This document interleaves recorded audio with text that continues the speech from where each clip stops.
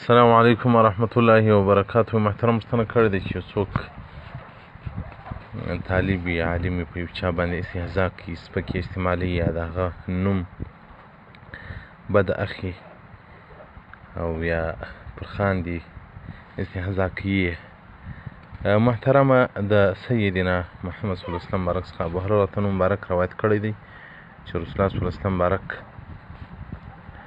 صحابه کرامو ته کونوا عباد الله اخوانا، تاسې د الله بندگانو ورونه سئ سره، المسلم اخو المسلمي، رسول الله صلی الله علیه وسلم تاسې ورونه یاست سره، او مسلمان د مسلمان ورور دی، لا یظلمه ولا یخذله ولا یحقره، تاسې ظلم مه کوئ پر مسلمان باندې او هغه تحقیروئ مه او هغه بې عزته کوئ مه. او رسول الله صلی الله علیه وسلم مبارک له هر مسلمان پر مسلمان باندې وینه حرام دي، مال حرام دي، او رسول الله صلی الله علیه وسلم او عرضه د هغه عزت او دا پر هغه باندې حرام دي، هغه باندې په هغه کې به تجاوز نه کوي، په هغه کې به سپکاوی د مسلمان نه کوي. لکه څنګه چې د مسلمان وینې تویول حرام دي، دغه رنګ د ده عزت هم حرام دی چې دی بې عزتي کوي، او مال هم حرام دی چې دی په ناحق سره هغه استعمالوي، جنایه اخلي. او دغه رنګه ښکنځل کول مسلمان ته چې رسول الله صلی الله علیه وسلم سباب المسلم فسوق، ښکنځل مسلمان ته کول دا فسق دی. او دغه رنګه چې ته په ږیره باندې پسخن وایي، دا خو یو مخ کافر سوی وي چې په ږیره باندې پسخن وایي، دی څنګه ملا دی، څنګه تعلیم دی چې په ږیره باندې پسخن وایي. نو دغه څوک چې په انسانانو باندې پسخندونه وایي، دغه په ورځ قیامت په یو ډېر بد شکل کې راپورته شي، په یو بد مخ کې به راپورته شي. که د انسان هغه رنګ خراب وي، باید ته پسخن ورسره نه په ووایې، ځکه خو الله جل جلاله هغه دغسې پیدا کړی دی. ځکه یو شیخ مبارک وایي راریې وایي، چا په بل چا باندې مډري او ملنډې وویلې، د هغه پر رنګ یې خندل. نو شیخ مبارک ورته ودرېدی، ویل پر نقش باندې اعتراض کول دا پر هغه خالق، پر هغه جوړونکي باندې اعتراض دی، دا خو الله جوړ کړی دی، الله دغه حکمت دی، د رنګ بې خراب کړی. نو دا که عالم وي که هر څوک دا کار کوي په ګناه کبیره باندې مرتکب دی، په دغه پسې شاهدي د دغه سړي نه صحیح کېږي، او که امامت ورکوي لمونځ ورپسې مکروه تحریم دی، که ملا وي که طالب وي. نو محترم په دې کې ډېر احتیاط وکړي، دا د تکبره څخه کېږي چې یو سړي کې تکبر راسي، بیا دغه په خلکو باندې ملنډې وایي. دا متکبرین دغه اعمال کوي. تکبر هغه عمل دی چې د انسان سینې ته ننوتی، چې رسول الله صلی الله علیه وسلم مثقال ذرة تکبر یې په سینه کې لا به هم جنت ته نشي داخل، دوزخ ته به ځي. دغه طور ته د خدای په لحاظ د خپل آخرت مه خرابوه، د خپل قبر مه خرابوه.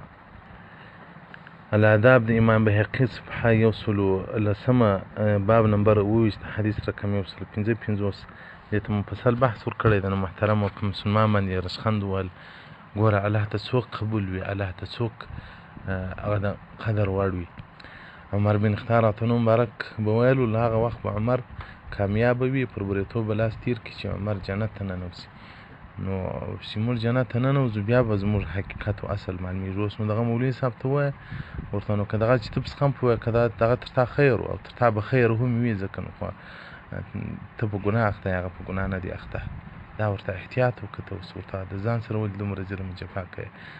خو یو مسلمان ته ضرر رسول دی، چې انسان چې مسلمان ضري، هغه به اخره خاتمه به پر کفر وي، ځکه د ظلم انجام دا دی چې سړي خاتمه به پر کفر باندې کېږي. ډېر احتیاط وکړي، په خلکو باندې کار مه لري.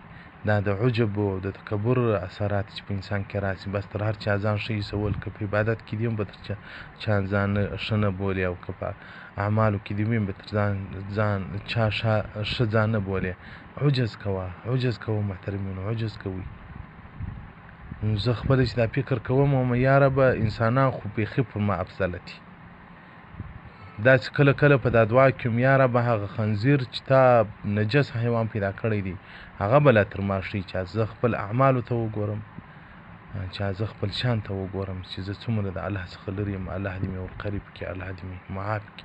نو محترمینو، تاسې ولې دومره د الله له مخلوق سره بې احترامي کوئ، د الله د مخلوق سره ظلم کوئ؟ ولې دومره د مسلمانانو بې اهمیتي کوئ؟ رسول الله صلی الله علیه وسلم که د مسلمان مخ ته انسان وګوري، رسول الله صلی الله علیه وسلم لکه زما په مسجد کې چې یو کال اعتکاف وکړي، دونه ثواب به الله ورکړي. او او بیا چې د صدیقې رضی الله عنها مبارک کې ویلو وخت رسول الله صلی الله علیه وسلم په مجلس کې ویلو که مسلمان د ژیرې څخه څوک خاشه لري کې جنت لره واجب دی، نو بیا ډېر وژړل. موږ ورته یا رسول الله دا خو د بشارت او د خوشحالۍ زیری دی، ته ولې ژاړې؟ رسول الله صلی الله علیه وسلم تاسو خو دا ظاهري ته ګورې، ما دا بل طرف ته هم کتلي دي، نو که د مسلمان ژیرې ته خاشه ور وغورځوله بیا به څه کوې؟ نو د مسلمان ژیرې ته چې خاشه ور وغورځوي نو خو بیا دوژخ تر لره واجبېږي. نو د مسلمانانو سره مسلمانانو قدر وکړي. داسې ډېر ملایان شته دغه علم خو چې په تصوف په کنټرول نه شي د تکبر الوړې جنیت سړی پورته کوي، تکبر الوړې جنیت سړی پورته کوي. وره به نه ملا مني امیان خو بیخي په سترګو کې کافران معنېږي. یا محترمینو ملا باید تر امیر ډېر ځان خوار ذلیل عاجز ګناهګاره وبولي چې ګوندې الله په ورځ قیامت اپرته وکړي. دا به بیخي بد خوند وکړي چې په دنیا کې په سپینو کالو کې ګرځي مولوي صاحب دی تویه نه کې مولوي صاحب، په ورځ قیامت امیان تر تا شوي. نو زه خپل دا بیریږم په ورځ قیامت هغه امیان تر موږ ښه وله موږ او امیان به واقعیت زه چې دا د امیانو محبت ته ګورم تر موږ به ښه هم وي، ځکه د دې زموږ سره محبت خاص د الله دپاره دی. په موږ کې نه دنیا شته نه په موږ کې قدرت شته، زموږ نیتونه دي الله راسم کړي. والسلام علیکم ورحمة الله.